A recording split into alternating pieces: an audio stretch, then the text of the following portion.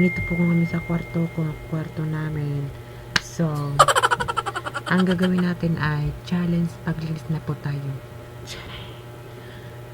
Watch us up mga guys. So, kung hindi nyo pa ang alam yung subscribe, ito na ang itsura ng subscribe. Pindutin nyo lang po yan para updated na kayo sa mga channel kong i-upload ko ngayon.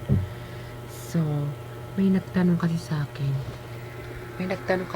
Sabi niya kasi, gawa po daw ako ng batteries talaga. Yung parang ginawa nilang parang maglinis muna daw ako ng bahay. Tapos i-upload ko muna to sa YouTube ko.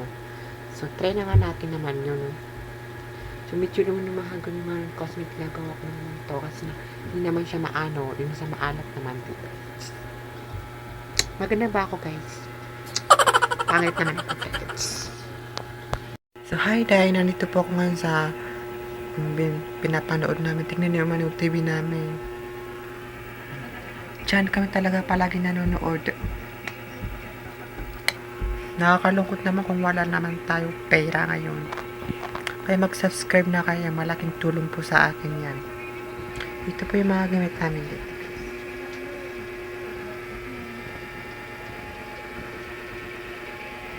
Diyan kami po palagi talaga kumukuha ng damit namin. Para sa araw-araw namin talaga sinusuot yan. Hi guys, nandito na po tayo ngayon sa kusina namin. Ipapakita ko na nga pala sa inyo kung ano talaga yung laman niya. Kasi may nag-request sa akin sa labis. May nag-request sa akin. Sabi niya kasi na interview ko muna kung daw yung bahay ninyo. So, malaman niyo naman talaga. May lamog pala talaga sa akin. So, ito po talaga yung kwarto namin. Ayan. Ayan.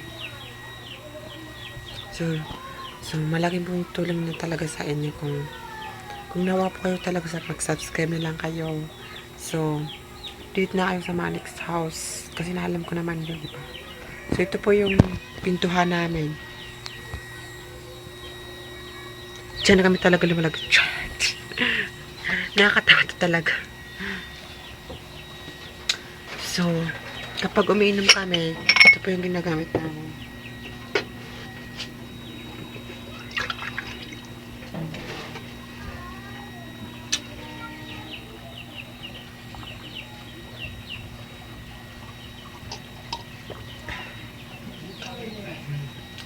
Sorry talaga, nahuwaw na ako guys. So, ipapakita ko nga pala sa inyo yung labas namin. Ayan guys, ito nga pala yung pusa namin. Sobrang cute niya talaga, pero hindi naman siya nakaligo. So, bye-bye mga kakulit. Kung nagustuhan yung video na to, mag-subscribe na lang kayo. Ito na po talaga yung itsura ng subscribe. Para update na kayo sa channel ko na i-upload ko mamaya. Bye-bye mga